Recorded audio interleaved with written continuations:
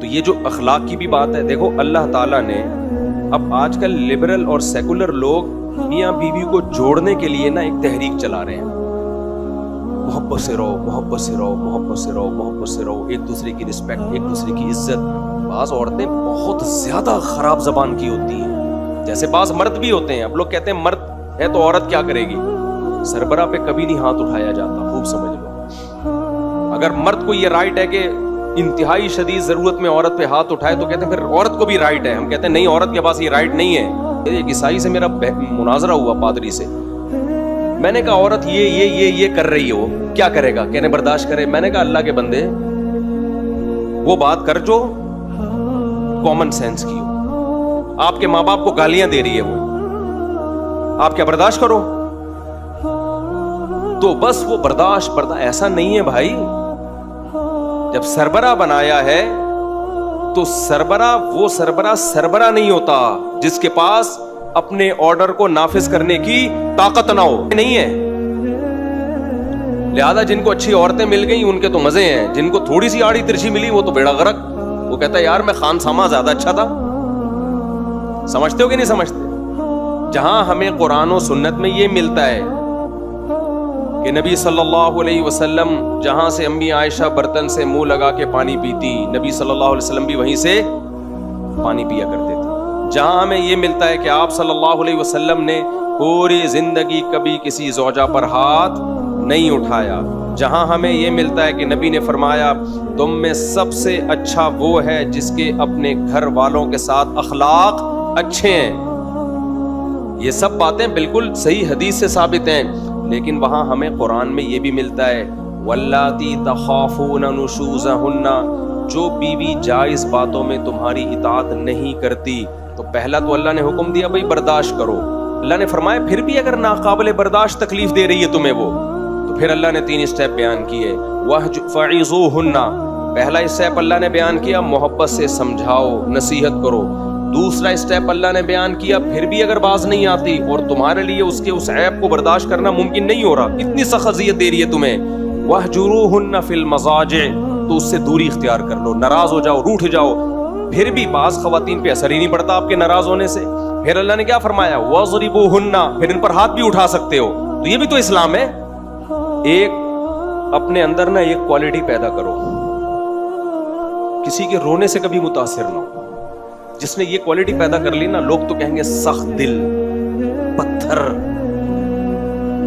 سمجھ رہے ہو؟ یقیناً بہت اچھے اخلاق ہونے چاہیے، لیکن نارمل ہونا چاہیے انسان کو اس میں، سمجھ رہے ہیں؟ جو بہت زیادہ اچھے اخلاق ہو گئے نا، یہ کوئی افورڈ نہیں کر سکتا اس زمانے میں۔ اللہ میاں نے انسان کو غصہ دیا ہے، کسی کام کے لیے دیا ہے نا، یا بلا وجہ دے دیا؟ بولو بھائی، کیوں غصہ دیا ہے؟ غصے میں انسان میں ایک انرجی آ جاتی ہے، وہ اپنے اوپر ظلم ہونے سے، کمزور ہونے کے باوجود طاقت آ جاتی ہے اس میں،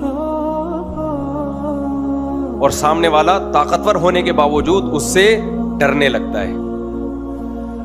سامنے والا طاقتور ہو، غصے میں نا جب آپ مظلوم ہوتے ہیں اور غصہ آ جائے تو ایک انرجی پیدا ہو جاتی ہے آپ کے اندر، سامنے والا ڈر جاتا ہے پتہ نہیں کیا ہو جائے گا۔ یہ نیچرل ہے، یہ اللہ نے آپ کے اندر آپ کے ڈیفنس کے لیے رکھا ہے۔ بیلنس دیکھو، اس امت کی خاصیت پتہ ہے کیا ہے؟ وَكَذَلِكَ جَعَلْنَاكُمْ أُمَّةً وَسَطًا، اللہ کہتے ہیں ہم نے تم کو بیلنس امت بنایا ہے، اعتدال، نہ ایسے اخلاق کے عیسائی پوائنٹ بات ہے جو پوچھی جائے وہ بتائیں، یا تو ہمیں بڑھانا بناتے ہیں۔ تو یہ جو اخلاق کی بھی بات ہے، دیکھو اللہ تعالیٰ نے اب آج کل لبرل اور سیکولر لوگ میاں بیوی کو جوڑنے کے لیے نا ایک تحریک چلا رہے ہیں، محبت سے رہو، محبت سے رہو، محبت سے رہو، محبت سے رہو، ایک دوسرے کی رسپیکٹ، ایک دوسرے کی عزت۔ اتنا زیادہ اس کو کچھ مذہبی لوگوں نے بھی اس کو اتنا پروموٹ کیا ہے، اتنا زیادہ اس کو بڑھایا ہے۔ یہ جب ممکن ہے جب دونوں طرف سے ایک دوسرے کے حقوق کا خیال رکھا جا رہا ہو۔ جہاں بھی ایک طرف سے معاملہ اوپر نیچے ہوگا تو اس کو بیلنس کرنے کے لیے دوسری طرف سے بھی معاملہ آڑا ترچھا ہوگا۔ سمجھتے ہو کہ نہیں سمجھتے؟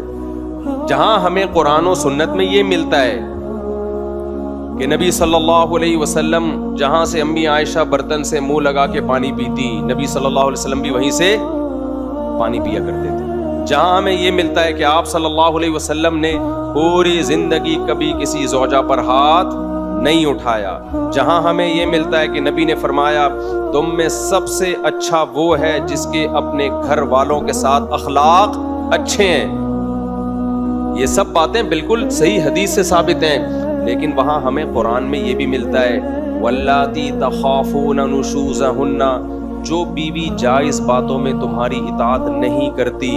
تو پہلا تو اللہ نے حکم دیا بھئی برداشت کرو.